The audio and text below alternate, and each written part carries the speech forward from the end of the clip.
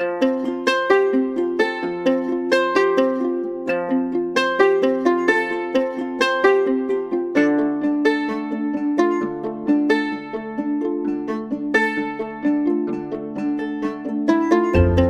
watched her from the back of the group. How did she not have a helmet? How was she so confident in her bright blue skin?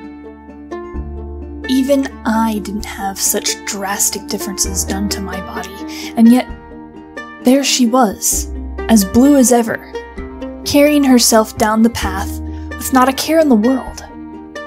Didn't she see the way people stared at her? Didn't she know people who looked monstrous were monstrous to these people? I embraced it. I made myself look more like a monster to hide the shame I felt for my own face. And yet, as she confidently strode along in gleaming armor and chainmail, I saw no shame. I had to figure out what made her so. I hid behind a mask, so why didn't she?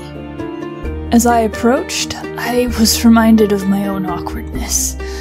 I tapped her on the shoulder like a child would to their parents, but she kindly turned around and acknowledged my presence.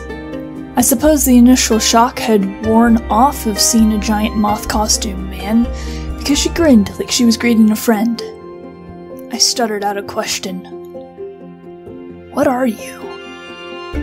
She seemed confused at first, so I tried a different, hopefully less awkward question. "Why is your skin blue?" I sounded like a creep and a moron. Stupid.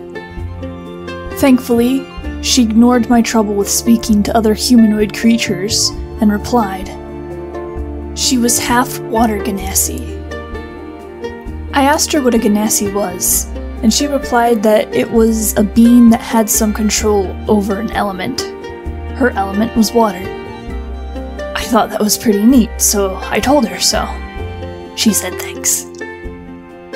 Then I asked what had been bugging me this whole time as I walked behind her. Her blue skin. Why didn't she hide it? Granted, there were a few hems and haws as I tried to articulate what I was trying to say.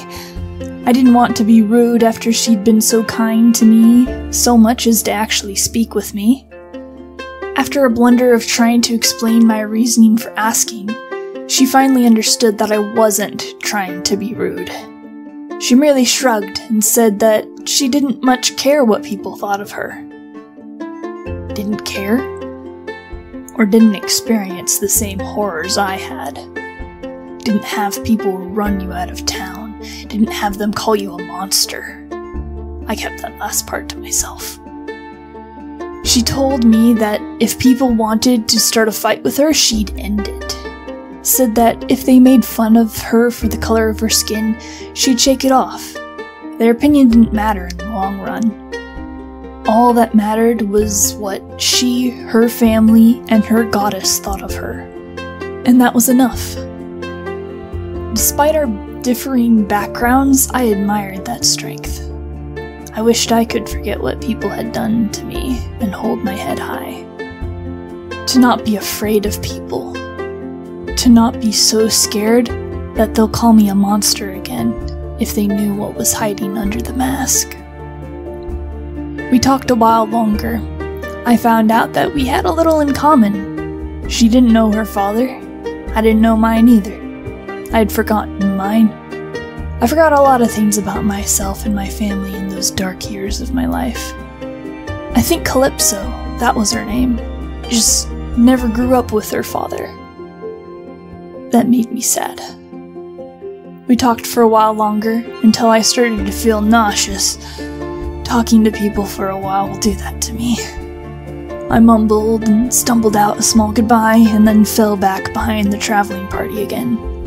Despite making myself sick with human contact, I reflected on the interaction, and discovered that it wasn't so bad.